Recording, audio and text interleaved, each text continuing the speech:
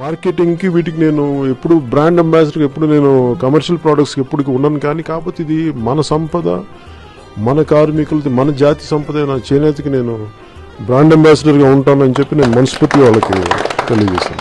ఏ చేనేత కళాకారుల గొంతు ముందుకెళ్లట్లేదు, వారి గొంతు శాసనసభలో వినిపించేలాగా, బలమైన గొంతు వినిపించేలాగా వారికి జనసేన పార్టీ అండగా ఉంటుందని మీకు సభాముఖంగా తెలియజేసుకుంటాం. ఈ చేనేతను మనం సంరక్షించుకుందాం, ఈ చేనేతకి ఆఖరి శ్వాస వరకు నిలబడదాం అన్న సభాముఖంగా మీకు తెలియజేసుకుంటున్నాం.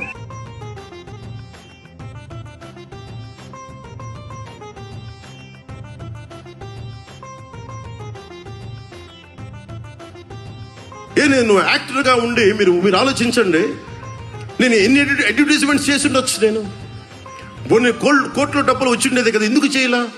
అరే పవన్ కళ్యాణ్ అనేవాడు గొంతు తిప్పితే ప్రజలకి మేలు జరగాలి, ప్రజల కష్టాలే కదా భుజం గాయాలి. ఈరోజు పాలిటిక్స్ లోకి వచ్చానని కాదు, ఇది నా సోషలిస్ట్ లక్షణం, ఇది నా సోషలిస్ట్ భావాల తాలూకు ప్రతిరూపం ఇది.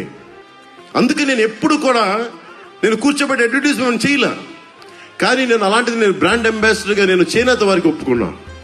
అలాంటి నేను మీ కష్టాలకి నేను ప్రతినిధిని. నేను చేనేత చావులు ఉండకూడదు, అదే మా ఆకాంక్ష, అదే మా ఆశయం. మేము తెలుగుదేశం, జనసేన, భారతీయ జనతా పార్టీ ముఖ్యంగా చేనేత కార్మికులకి, కలంకారీ కార్మికులకి మేము మీకు అండగా ఉంటాం.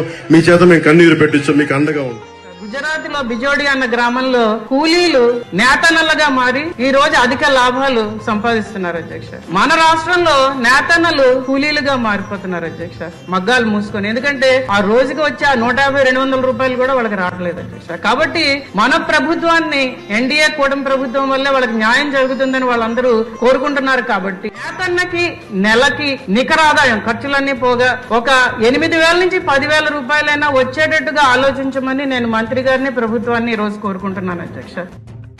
రాష్ట్రంలో నేతన్నల ఇళ్లకు నెలకు 200 యూనిట్లు, పవర్లూమ్లకు 500 యూనిట్ల చొప్పున ఉచిత విద్యుత్ ఇవ్వాలని మంత్రి మండలి నిర్ణయించింది. 93,000 మంది చేనేత కార్మికుల గృహాలు, 10,534 పవర్లూమ్ యూనిట్లకు లబ్ధి కల్పించనుంది. ప్రభుత్వం మంచి ప్రభుత్వం ఇది.